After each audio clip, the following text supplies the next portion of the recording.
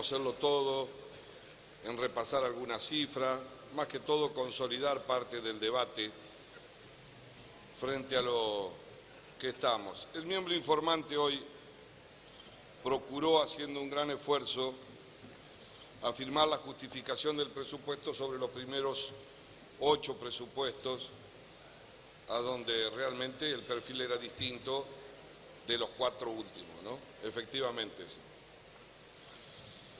En realidad quiero afirmar 4 o 5 puntos primero. Este es el último presupuesto de la gestión de este gobierno, de los 12 años, el último presupuesto. De todos los que vinieron, este es el menos realista, el que tiene más incertidumbre. Eso está fuera de discusión y lo vamos a ver con 3 o 4 referencias. Prevé un gasto total superior al de 2014 de 13 puntos y una inflación del 15,5. Ya es para llamar al asombro. Por primera vez en la historia concluyen 12 años de gobierno continuado bajo el amparo de la ley de emergencia y los superpoderes. Absoluta discrecionalidad, aún con crecimientos de la economía envidiable para cualquier país de la región durante 6 o 7 años. Durante esos 12 años, debido a la discrecionalidad, se pudieron manejar por afuera del presupuesto 729.000 millones de pesos, según el Instituto de Presupuesto y Política Pública, que si los actualizáramos al 2015 sería la friolera de 2 billones de pesos. Eso equivale, ¿sabe a qué? A 2 presupuestos de gasto completo. Es decir, que el uso de la ley de emergencia permitió manejar 2 presupuestos de gasto completo discrecionalmente. Si alguien creyera que se van a cumplir las pautas con las que vino el presupuesto, hay 2 opciones. O se esconde, como ha sido de costumbre, los verdaderos recursos que van a ingresar, o estamos frente al ajuste más salvaje que se pueda imaginar.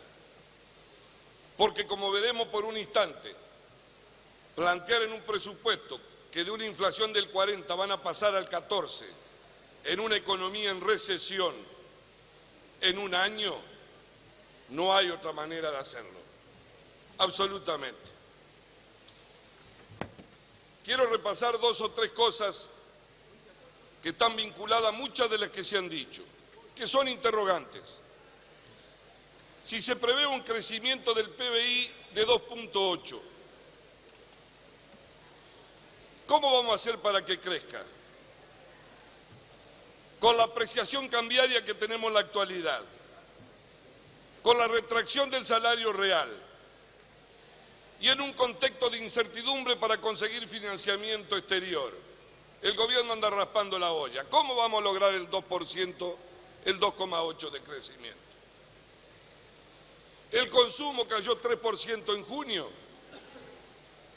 y en este contexto de recesión nadie indica de que por más esfuerzo que haga el gobierno y por más emisión que le meta va a aumentar el consumo sin aumentar la inflación. El diputado Baquier señaló bien hoy una cifra que es contundente. En 4 años el gobierno preveía una inflación del 48% y estamos en el 200%. ¿Cómo hacemos para bajarla tan de golpe? Si no es con las recetas más monetaristas y ultraliberales que el gobierno ha criticado todo el tiempo y sobre la espalda de la gente. ¿Cómo están imaginando el frente externo del superávit que va a tener la Argentina? Está sobreestimado, han metido en el presupuesto un crecimiento del 7,7% y todos saben que somos soja dependiente y que han caído los precios internacionales. El propio secretario de Política Económica lo ha reconocido, se está hablando de 6.000 millones, 7.000 millones de dólares menos de recaudación y además con apreciación de la moneda en Brasil. ¿Por dónde van a ingresar el flujo de un saldo favorable, exportable? Además, con una restricción de la economía que por necesidad de dólares se clausura la importación en un círculo vicioso que no puede ponerse en marcha la economía. Dicen que el 2014 va a terminar con una devaluación del 38%, pero nos dicen que esperan una depreciación solo del 7%. Guarda con equivocarse. Ya una vez dijeron que hay que esperar al próximo gobierno si quieren ver devaluar. Y en enero nos chocamos con una tormenta descomunal. Hace 24 horas han ratificado lo mismo, con una brecha cambiaria que trepa el 70% entre el oficial y el dólar blue. Esto es peligroso, no hay que afirmarse sobre premisa falsa, porque de eso no se vuelve. Una cuasificación cambiaria, ¿cómo la van a hacer si tenemos un ritmo de pérdida de reserva? Ahora han descubierto la teoría que si los pequeños ahorristas compran dólar para ahorro, lo pueden meter en el mercado, venderlo más caro y que la gente no vaya al blue. Dificilísima, pero bueno, han encontrado una manera. En este contexto de restricción externa, está claro que si además tenemos un problema de financiamiento, es difícil imaginar que van a poner que se expanda la economía de la manera en que lo han hecho. Tenemos vencimiento de deuda por 10.000 millones, ha dicho el miembro informante, que estamos en mejores condiciones hacia adelante, pero son 60.000 millones la deuda, lo otro queda para adelante. Y obviamente que hay que prever cómo se lo calza. Y los ingresos, acá está el secreto, muchachos. ¿Dónde el gobierno esconde el piso de la inflación que prevé? En el cálculo de ingresos que pone en el presupuesto. ¿Qué nos dicen? Que vamos a tener una inflación del 15,5%, pero prevén un incremento de ingresos del 28%, prevén un incremento del IVA del 28%. Todos sabemos que ese es el piso de la inflación, si no nos cierran los números, sobre el que están pensando proyectarlo ya hacia el 2015. Es una premisa falsa. Y eso que no contempla ninguna modificación a pesar de la inflación en el impuesto a la ganancia. Estamos con un problema con el Banco Central, lo sabe mejor que nadie, está financiando el déficit a un ritmo de emisión monetaria que ha superado lo discrecional, que ha superado y que llega cerca al 2% del PBI. No han dicho nada de los derechos de exportación, cuánto van a ser, tampoco de la expansión de la base monetaria. Han previsto 105.000 millones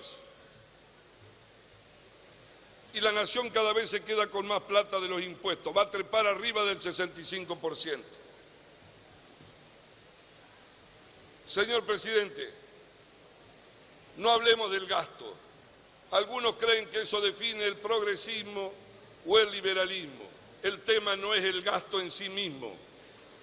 Cómo se regula el gasto, cómo se lo prioriza y a dónde se lo coloca. Y qué dimensión tiene y cómo se lo financia. En un factor de inflacionario como el que vive la Argentina. En los últimos 7 años el gasto aumentó un promedio del 23%. Ahí hay dos opciones para creer.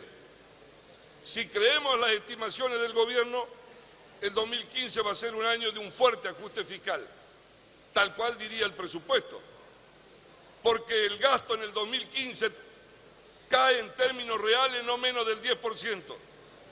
Esa diferencia entre la inflación y el aumento del gasto solamente es comparable con el 2001, y que fue del 4%.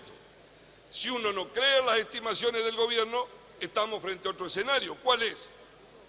Que se repita lo de todos los ejercicios y lo del último 2014, donde por un DNU metieron después 200.000 millones adentro del presupuesto para manejarlo discrecionalmente. Tenemos datos duros que nos generan interrogantes, que no tienen respuesta. El aumento del gasto salarial está previsto en un 19%. ¿Ustedes creen que la inflación va a estar en el 15% y el gasto salarial, el aumento salarial en el 19%? Es imposible imaginar eso. Con las jubilaciones pasa exactamente lo mismo. La ley de movilidad jubilatoria está previendo solamente aumentos menores al 5% cada uno del semestre. ¿Cuál es la brecha que se va a ampliar en los ingresos? El poder adquisitivo se reduce.